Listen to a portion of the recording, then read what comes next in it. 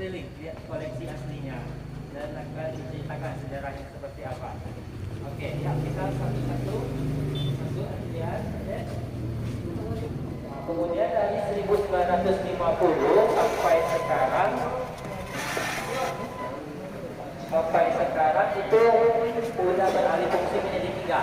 Yang pertama menjadi perkantoran, kemudian sekolah, terakhir hunian warga. 2005 baru menjadi museum. Oke, kita lanjut. Di sini ada sebelah kanan ini ada miniatur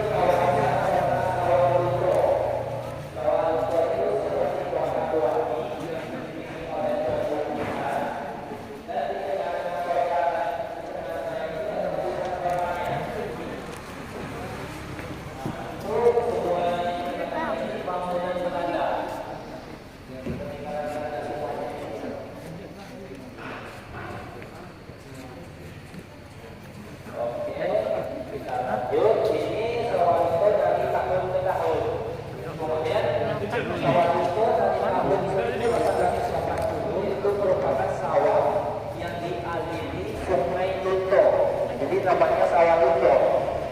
Ini sawah-sawahnya, kemudian ini sungai luntonya. Nah, di tahun 1892 itu sudah dibangun jalur transportasi kereta api. Kemudian di tahun 1900 dibangun juga PLTU. Yang Masjid Raya sekarang ini itu dahulunya adalah PLTU. Nah, ini 2011 tidak ada lagi aktivitas penambangan. Nah, kita lanjut sini, ini kompleks Museum Gudang Ratu. Nah, ini posisi kita di bangunan A. A itu merupakan dapur umum. Kalau Belanda nyebutnya itu Central Koken. Kemudian yang B itu tungku pembakaran. Jadi memasak ini menggunakan uap panas. Uap panasnya itu berasal dari tungku pembakaran yang ini. Nah, kemudian I yang musola ini dahulunya itu sebagai tempat rawat. Kalau ada kecelakaan dirawatnya di sini. Kemudian H itu rumah jagal atau rumah potong, tempat pemotongan hewan, karena masih berfungsi sampai saat ini itu dikasih pembatas. D pabrik es untuk mendinginkan makanan. Kemudian E tempat penyimpanan bahan makanan basah. G itu tempat penyimpanan bahan makanan kering. Yang F ini merupakan ruang koleksi. Jadi setiap museum itu harus memiliki ruang koleksinya. Kemudian di situ juga ada ruang konservasi. Perbaikan-perbaikan ini di sana. Itu oleh tenaga ahlinya. Oke, ini adik-adik ada ketel-ketelnya. Ini merupakan tempat memasaknya di sini nih. Ini memasak beras di sini. Ini ketel-ketelnya ini totalnya ada 20-an. Yang kita temukan baru 8, sisanya di tangan-tangan warga. Jadi sebelum menjadi museum, bangunan ini menjadi hunian warga. Jadi ketika warganya kita pindahkan, warga tersebut ada yang membawa ketel-ketel ini dan dijadikan oleh mereka itu bak penampungan air. Yang baru kita temukan 8. Jadi tungku pembakarannya di belakang, kemudian dia mengaliri pipa uapnya, jalurnya itu lewat belakang, kemudian ruang basement, di bawah sini ada ruang basement, kemudian di tengah-tengah situ ada pipa penyambung ruang basement ke atas, itu dialiri ke kompresor, kompresor baru dibagi-bagi ke ketel-ketel. Oke. Nah, ini juga ada foto lagi memasak lapek-lapek ketan hitam. Ini untuk sarapan paginya.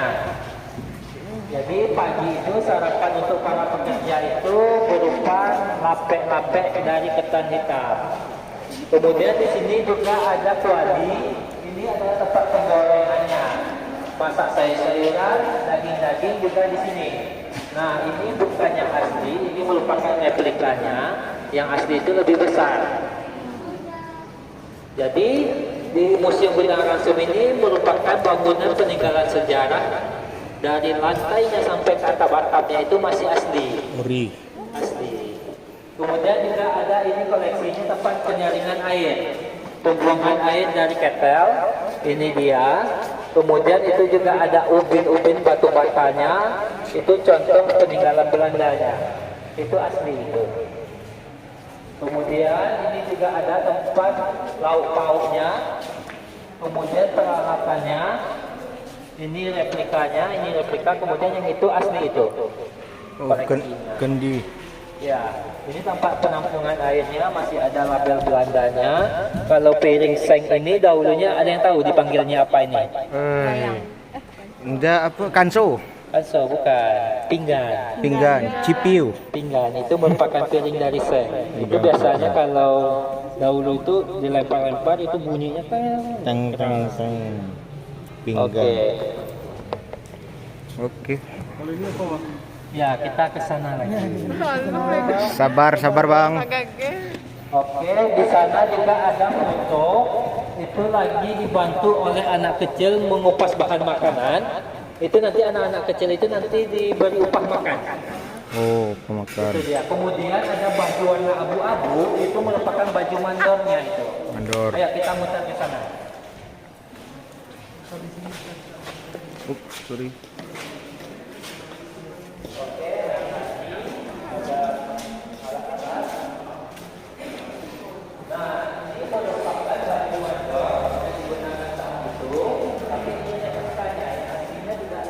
Pajak, udah robek-robek ya.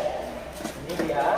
Kemudian ini keranjang-keranjang ini adalah peralatan untuk membawa makanan. Jadi makanan ini nanti setelah jadi itu akan dikirim ke rumah sakit untuk pasien rumah sakit, untuk pengobatan yang Belanda, kemudian juga pekerja paksa orang rantai. Jadi dikirim ke lubang-lubang tambang dan ke rumah sakit. Ini dia. Kemudian dimandori oleh orang Belanda. Ini pakainya warna abu-abu. Nah, mana? Oh ini untuk perbaikan. Yang putih ini merupakan baju kokinya. Oh, koki. Jadi di saat itu untuk kerja di sini udah lengkap safety. Mereka bedakan mana yang pekerja, mana yang mandor, Mana yang koki? kemudian bahan-bahannya juga ditimbang. Ada, kita dapat timbangannya berapa itu dapat dari orang lama, ada di sana. 4 kilo sih dagingnya dibagi sama nasinya. Ya. Kok jadi beli buku tadi? Mana? Yang sana. Belum. Belum kau ambil. Mana? Yang sana enggak. Enggak habis. Mana? Yang itu sebelah kanan itu. Kan belum ada dibayarin kan? Belum disebarin. Besi kilo ini. Itu yang bagian itu peninggalan Belanda, Eropa punya keramiknya. Ini dia. Buku itu ini Belanda Eropa. Keramik. Ada kabel. Nah, ini dia. Aduh mirip Cik dan di rumah mah. Mirip ini di rumah.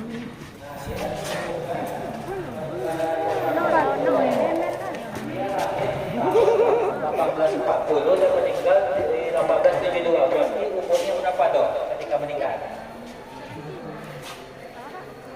6. Ya, lahir di tahun 1840, meninggal di tahun 1872. 32. Iya benar 32. Ya, jadi dia meninggal muda di umur 32 tahun karena saat dia di sini dia mencoba membawa batu bara menggunakan kapal. Jadi lewat jalur sungai ini. Oh. Jadi dia mengira sungai ini akan tembusannya ke laut. Jadi tiba di Sijunjung, ada yang tahu Sloke? Tahu. Oke, tiba di Sloke itu kapalnya terbalik karena arus jeram. Nah, dia dikubur di daerah sana, di Bukit Gandang, Sijunjung, terus sudah Sloke lagi. Ini dia. Dia seorang insinyur dari Akademi Dar. Oke, kita ke sini lagi. Ini perkembangan awal mula kota sampai setelah jadi. Nah, ini Sawalunto tadi awal mulanya. Kemudian di sini ada Teluk Bayur. Kenapa kita masukkan Teluk Bayur di sini? Karena peranan Teluk Bayur itu sangat penting. Setelah ditemukan batu bara, Belanda itu bangun pelabuhan. Wilhelmina. Emmahofen. Ya, nama pelabuhan saat itu Emmahofen di tahun 1883. Itu fungsinya membawa batu bara dari Padang ke Eropa. negaranya Belanda. Ini dia. Kemudian ini kepala kereta api Jerman. Jadi dibangun juga setelah ditemukan batu bara, dibangun kereta api, dibangun pelabuhan. Kereta apinya, rutenya, jalurnya ada yang tahu? Tahu. Dari Sawalunto Ke Solo. Solo, Padang Panjang. Panjang, Padang Panjang nanti tukar keretanya karena tanjakan pakai kereta gigi. Udah ada yang lihat? Ada di tengah-tengahnya gigi-gigi. Ya, sudah Kemudian lewat jembatan gantung, Lembahanai. Lembahanai, kemudian kayu tanam, Ke Lubuk Alung. ya kayu tanam, Lubuk Alung, kemudian lanjut ke Padang. Emahafan. Pelabuhan. Ini dia terowongan panjang 828 meter itu Lubang Kalam. menembus bukit yang ada di kota Sawalunto. Lubang Kalam ya. Ya, Lubang Kalam. Kemudian di sini ada kereta api Mak Hitam. Itu kereta api yang digunakan waktu itu untuk mengangkat batu bara. Sekarang masih ada. Di musim Ya, kereta. di musim kereta api. Jadi nanti di ulang tahun kota itu direncanakan jalan untuk kereta wisata. Oke. Oke, ini lanjut, ini PLTU sekarang menjadi Masjid Raya Agung. Oh, yang di ujung. Ya, kemudian ada saringan. Ini tempat penumpukan batu bara sebelum masuk ke gerbong-gerbong kereta. Oke, ini stasiunnya. Stasiun kereta api itu dari dulu seperti ini, sekarang juga seperti ini. Tidak ada berubah. Tidak ada perubahan. Kemudian di sebelah kanan ini merupakan makanan untuk para pekerja tambang. Nah, ini disesuaikan nih, porsinya berapa gram nasi, berapa lauk pauknya, itu ada, ditimbang oleh Belanda. Lanjut. Putra. Ya, Putra, petugas pemandu Museum Budaya Rasul. Nah, itu jadi makanannya itu dikasih telur, ikan asin dan daging. Jadi menunya dalam satu minggu itu beragam. Ada dapat telur, ada dapat ikan asin, ada dapat daging. Oke, kita lanjut. Ons Belang.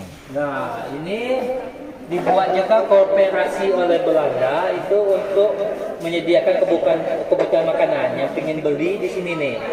Kemudian juga ada tempat pestanya di GPK, itu dibangun oleh Belanda untuk mereka pesta atau hiburannya. Ini rumah sakit, ini lagi mengantar makanan dari dapur umum ke rumah sakit. Naik tangga. Jadi rumah sakit yang ada di kota Sawalunto ini rumah sakit yang dibangun dari Belanda. Sampai sekarang masih menjadi rumah sakit. Oke, ini lapangan tenis, tempat olahraga. Kemudian ada hiburannya, jadi Bang, yang foto ini bang? ya. Bangunan, ini bangunan. kantor PTBA. Oh. Itu nanti sebelum masuk sini, masuk jembatan ini ketemu. Ini masih asli sampai saat ini. Landmark ya. Oke, ini kawasan. Nah, ini dibangun juga oleh mereka gereja ST Barbara oleh Belanda. Sampai sekarang masih berfungsi. Sebelahnya juga ada sekolah Santa Lucia. Itu sampai sekarang menjadi sekolah juga. Mas. Dekat sini digambar. Namanya Namanya tetap ST Barbara. Nah, ini juga yang menarik. Iya. Oh, ada yang tahu dengan orang rantai? Lumayan tahu. Ada yang tahu, ada yang tidak ya? Orang rantai itu merupakan kerja paksa yang ada di kota Sawalunto. Kenapa dia dipanggil orang rantai? Karena mereka dikerja dan dirantai. Jadi kita memanggilnya para pekerja paksa itu orang rantai. Nanti bisa dilihat nanti rantai aslinya di Lubang Basuro. Asli. Kalau di sini ini adalah batu nisannya. Nomor aja ya. Ya, jadi batu 2532. nisan ini merupakan batu nisan orang rantai. Jadi setelah ditemukannya batu bara di kota Sawalunto, itu Belanda itu mendatangkan para tahanan di seluruh Nusantara, dibuangnya kemari. Paling banyaknya dari Pulau Jawa. Dibuang ke Sawalunto, tiba di Sawalunto mereka dikasih tato. Ditato di bagian lengan sini sama di punggung sini, nomor. Jadi panggilan mereka merupakan nomor. Jadi setelah meninggal, nomor yang ada di tubuh mereka itu dibuatkan nisan. Jadi nomor terkecilnya itu nomor 17, Kemudian yang terbesarnya 2000-an lebih. 2532. Ya, batu nisan ini ditemukan oleh warga di daerah air dingin ketika warga membuka lahan perkebunan. Oleh warga dibawa pulang, dijadikannya pagar rumah sama tangga rumah. Wah, hebat Setelah hebat. kita sosialisasi baru diserahkan. Ini banyak lagi kita temukan. Kemudian udah pernah lihat batu bara asli? Ini Ini dia batu bara yang asli. Ini kandungan kalorinya itu 7.000 sampai 9.000, itu kalori yang tertinggi di dunia. Itu mengkilat ya, kita mengkilat. Jadi batu bara yang ada di kota Solundo ini itu kualitasnya yang paling bagus. Makanya Belanda itu sangat suka, sangat ingin mengambilnya. Nah, ini kemudian lanjut. peralatan. Ini merupakan pekerjaan di tambang bawah tanah. Jadi penambangan itu ada dua sistem. Itu sistem terbuka sama sistem dalam, tambang dalam dan tambang terbuka. Tambang terbuka itu dia ngambil dari atas dikeruk. Kalau tambang dalam itu dibuat terowongan. Jadi ini merupakan tambang dalam. Saat itu mereka bekerja dengan alat seadanya, tanpa safety. Yang diberikan safety itu orang Belanda, tapi yang para pekerjanya tidak. Itu mereka tanpa alas kaki bekerja. Itu yang putih-putih itu melepuh karena panasnya di dalam tambang. Nah, mereka bekerja dimandori, kalau malas-malas disuruh lagi dengan alat-alat seperti ini. Oke.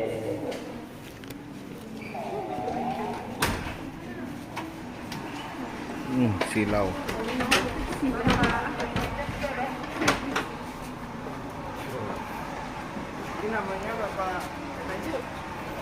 Oke, kita lihat tungku pembakarannya lagi.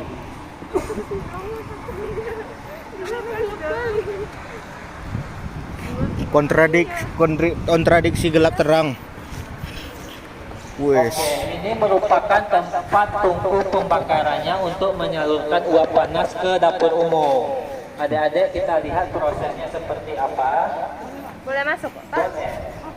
What the hell is that? Ada yang badannya besar apa bisa masuk? Ada juga ini adik-adik. Masih ada sisa. Iya, itu batu baranya itu hitam, ringan. Kalau dibakar itu apinya hidup. Nah, jadi batu bara itu ditumpuk di sini, kemudian yang dipanaskannya ini tangki air. Ketel. Ya, tangki air ini dipanaskan menghasilkan uapnya itu yang disalurkan ke dalam uap panas tadi. Oh, untuk masak itu Ya, ya. kemudian hasil asap dari pembakaran masuk ke lubang sini, lanjutnya ke apa? Cerobong. Cerobong. Oh, oke, itu dia prosesnya. Nah, lubang-lubang inilah untuk menyalurkan uap panasnya ke dapur. Oke. Bos kabel bang. Ya, hati-hati. Ini batu. Sisa batu bara. Ya, yang pengen lihat prosesnya seperti apa bisa lihat ke dalam. Kemudian ini merupakan buatan Jerman. Freedom Faxer Ya, jadi Fabrik. alat-alat ini merupakan buatan Jerman. Namanya itu pabriknya itu Rotterdam Kessel Fabrik. Dibangun 1894. Nomor patennya itu 13449 dan 42321. Nah, sebelah kiri ini batu nisan yang kita temukan. Banyak ini. Sudah ekskavasi. Ya. Wow. Ini sudah kita registrasi, tapi kita belum dapatkan nama-namanya siapa, tapi kita nomor-nomornya udah kita data. Ini nomor ribuan.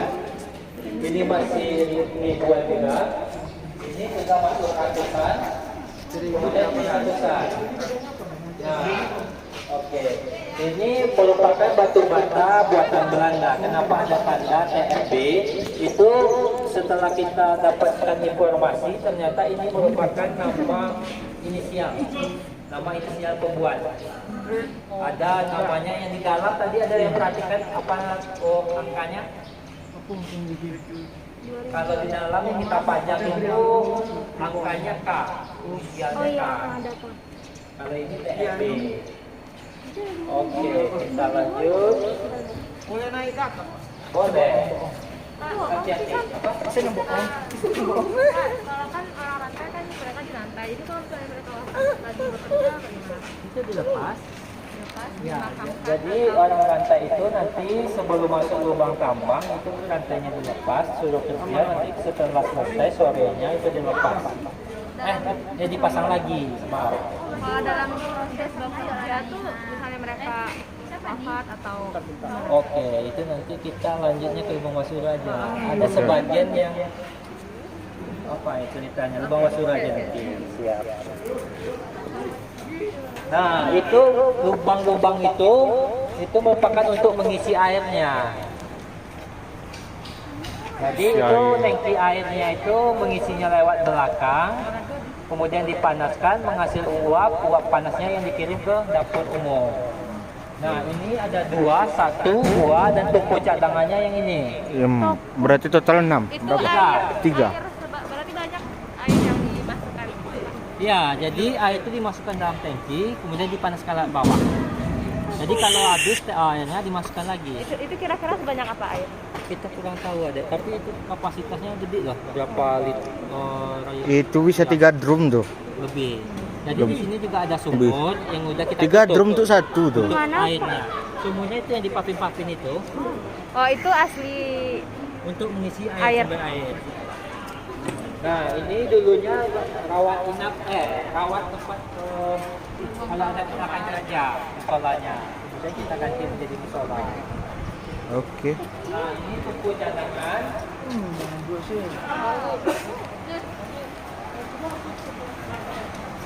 Iko bergiga gitu. Ini juga banyak nisan dan batu bata yang kita temukan. Ini belum kita data. Woi.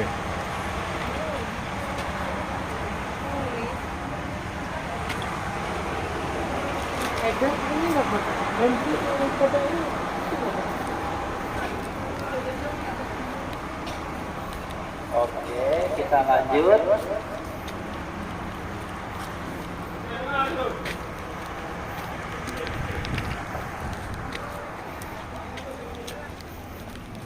Nah, ini merupakan ruangan pabrik es.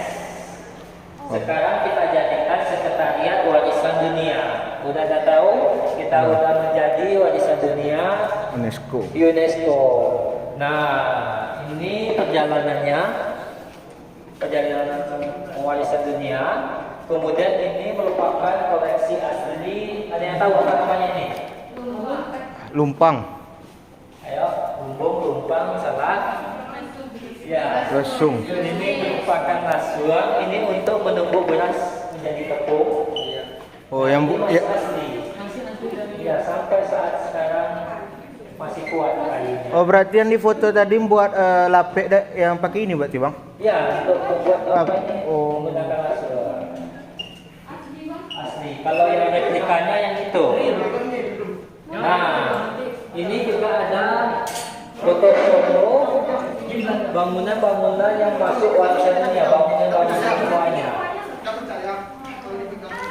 Gedung kompres, tambang durian. Oke, tunggu.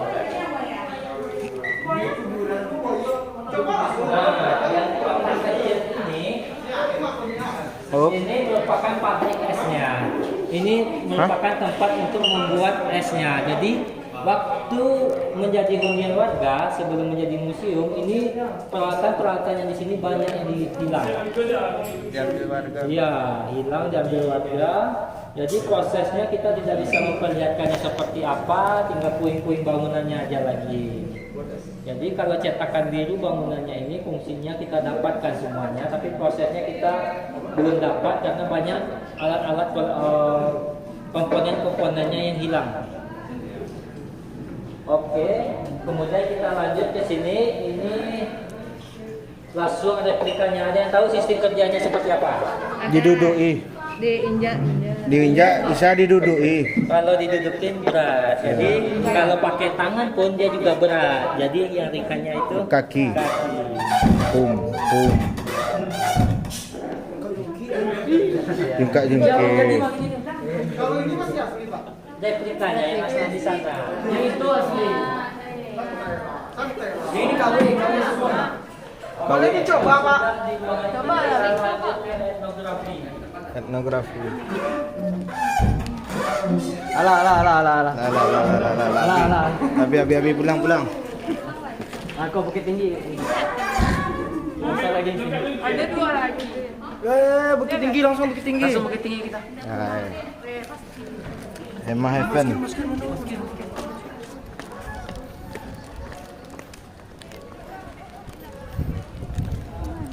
Sombong.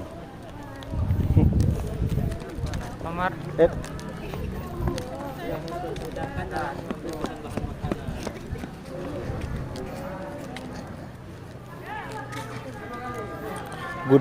Gudang makanan ya bang ya? Iya.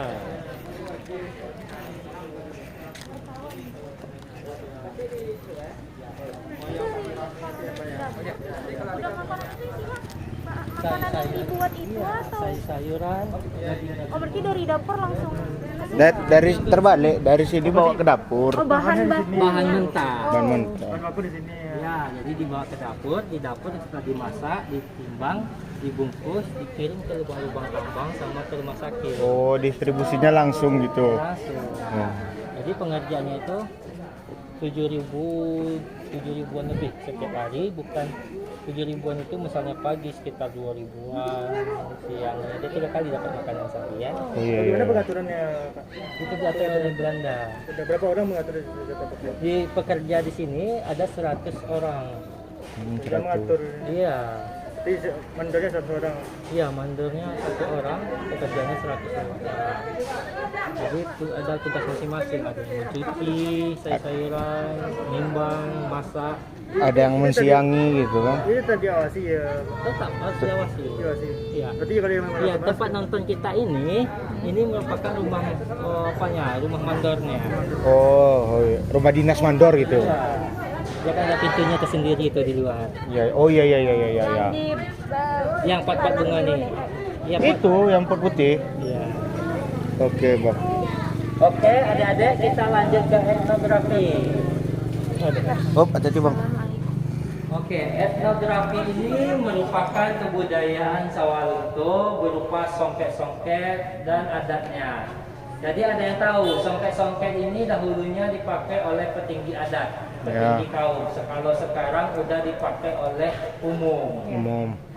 Berarti yang pakai cuma boleh tinggi gitu. Dulunya Zaman iya. untuk Cuman betagak boleh atau gala. memang gimana? Apa ada? Cuman boleh yang orang Iya, tinggi aja. orang dulunya dulu petinggi-petinggi kaum penghulu, nenek mama, budokan doang, sultan-sultannya, sultan. Kalau orang Minang manggil sultan, Ya, sekarang. bukan sultan ya, sultan. Wih, berarti yang asli songket manual bang. Ya, ini merupakan songket abad 19. Berarti Ya, masih abad pakai 19. ATBM kan? Ya, pakai Alat tenun bukan mesin tenun. tak ya. Alat tenunnya. Oh. Nah, ini menggunakan songket dengan bentuk emas. Selama mas. Asli itu dia. Ini merupakan selendang, kemudian juga selendang. Kemudian kalau yang ini merupakan kain penutup jenazah. Oh. Ya, ini asli. Penutup jenazah. Ya. Oke bang. Oke, kita lanjut ke sebelah sini. Adik-adik, ini merupakan alat tenun Lanjut. untuk membuat songket. Jadi kita dengarkan dulu ya. Tenun TBM. sama songket. Tenun itu adalah prosesnya menenun, alat tenun. Kemudian songket itu merupakan hasil dari petenunan. Nah, asal mulanya berasal dari mana? Itu dia. Ya, Siam itu Thailand, kemudian India, kepandaiannya itu, ilmunya, kemudian turun ke Padang Mage, lanjut ke Selungkang dan Sunghayang, kemudian baru nyebar ke Koto Gadang, Solo, Pandai Sike, Muara Labuan, Lintau, Payakumbuh. Jauh mah. Ya, itu biasanya dalam menenun itu ada di bawah rumah gadang, kemudian di atas rumah gadang, dan di halaman rumah gadang. Iya, biasanya paling ramai itu kalau orang dulu tuh menenunnya di bawah rumah gadang. Dekat apa? Ya. Balai-balai di bawah. Iya. Nah, ini ada deta penutup kepala, itu kain aduh. Gadang dita. Ya, deta ada tahu kan? Tahu. Kepala. Besok tuh orang silik nak bang. Nah, ini dia motif-motif songket yang ada di kota Sawalunto atau untuk umum juga. Nah, jadi motif-motif yang sering kita temukan itu seperti motif pucuk rabuang, itiak pulang patang, said galamai, tengkuk manggi, kaluk paku itu sering kita temukan. Itu adalah motif umum. Tapi yang di atas sekali burung dalam rimbo itu motif tersendiri. Itu setiap daerah itu punya motifnya sendiri. Seperti ini dia, burung dalam rimbo. Burung dalam rimbo ini ilmu dalam membuat motif ini cuman hanya satu suku. Jadi suku itu aja yang boleh mempelajarinya. Oh, jadi Kita belum dapat nama sukunya, lupa. Ada tulisannya. Ini dia burung dalam rimbo. Kemudian ini juga motif tersendiri dari kota Sunto, burung maenggo. Nah, nama-nama motif itu diambil dari sini nih. Tumbuh-tumbuhan, fauna, tokoh, gejala alam. awan bararak, cukia bulan, akacino, cukia betul apa? Awan berarak. Nah, ini apa ya? Jalan. Oh, ini baju songket untuk karnaval. Jadi Sawalunto itu terkenal dengan songket silungkangnya. Ya, Jadi Siska. setiap tahun itu kita mengadakan karnaval, festival songket Sawalunto International Songket Silungkang Karnaval. Siska. Itu setiap tahun. Sekarang akan diadakan di akhir bulan ini, tanggal 30, 31. Itu kita udah masuk menjadi event 100 event Wonderful Indonesia. Kemudian kita udah mendapatkan 200 muri, songket terbanyak, memakai songket terbanyak, dan rekornya satu lagi songket terpanjang. Ini merupakan songket terpanjangnya ini, yang mendapatkan rekor muri, kemudian pemakai songket terbanyak. Nah, 2017 kita dari Dinas Kebudayaan dan peninggalan peninggalan bersejarah dan permusiman mendapat juara 1. Ini dia baju songketnya dengan tema Siriah Lako. Siriah Lako.